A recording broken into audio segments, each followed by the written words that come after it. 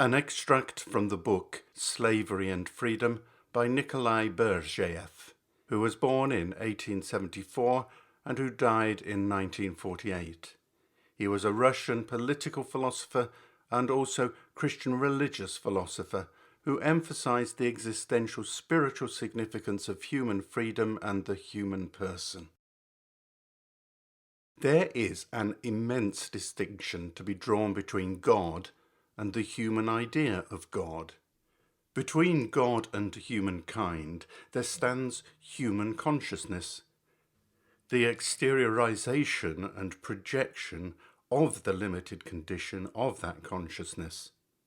There stands objectivization.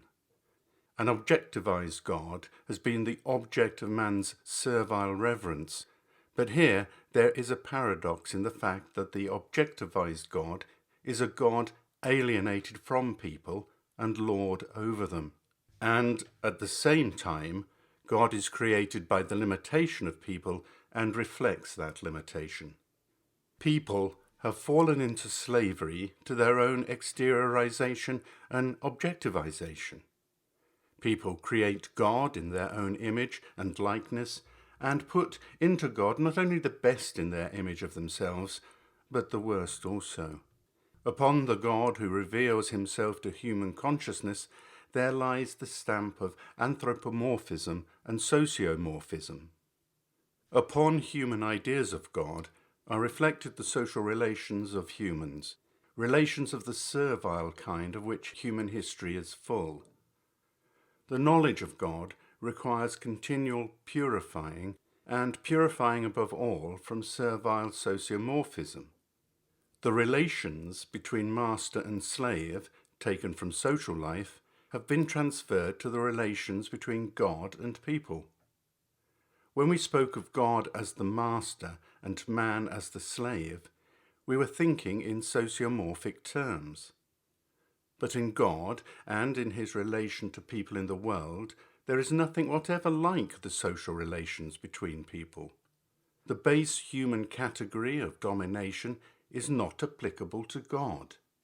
God is not a master, and he does not dominate. No power is inherent in God. The will to power is not a property of his. He does not demand the slavish reverence of an unwilling human being. God is freedom. He is the liberator and not the master. God bestows the feeling of freedom and not of subjection.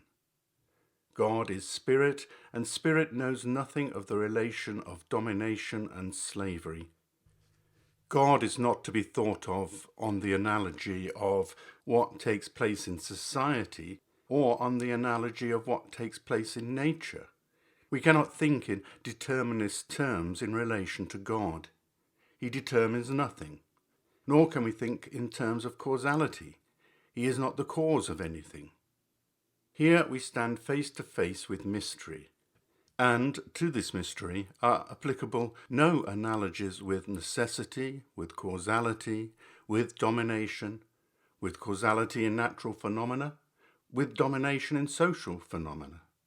Analogy is only possible with the very life of the Spirit. God is certainly not the cause of the world. He certainly does not act upon the human spirit as necessity. He certainly does not pass judgment as judgment is in the social life of human beings. He certainly is not a master, nor authority in the life of the world and of humankind. None of these sociomorphic and cosmomorphic categories are applicable to God. God is mystery, a mystery towards which people transcend and with which they enter into communion. A false servile understanding of God, a slavish cataphistic knowledge of God are the last refuge of human idolatry. God has not made people into slaves. God is the liberator. Theology has made a slave of people. Theology and the seductions of theology have made a slave of them, and idolatry has been possible in relation to God, and the slavish social relations of humankind have been transferred to the relation of humankind to God. God, understood as an object with all the properties of an objectivized world, has become a source of slavery. God as object is only the highest natural force of determination made absolute, or the highest power of domination made absolute. What is determinism in nature is domination in society. But God as subject, as existing outside all objectivization, is love and freedom, not determinism and not domination. God is freedom and bestows freedom only. Duns Scotus was right in defending the freedom of God, but from the freedom of God he made false and servile deductions by regarding God as an unlimited sovereign. One must not work out any concept about God, and least of all is the concept of being applicable. It always indicates determinism, and in that case always rationalization has already entered in.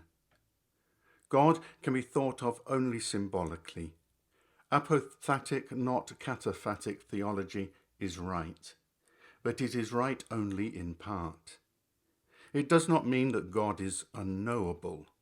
Contacts with God and communion with God are possible, and dramatic struggle is possible. This contact is the communion and conflict of personalities between which there is neither determination, nor causality, not domination, not subjection. The only true religious myth is contained not in the fact that God is master and aspires to domination, but in the fact that God yearns for his other, for responsive love, and awaits the creative answer of human beings.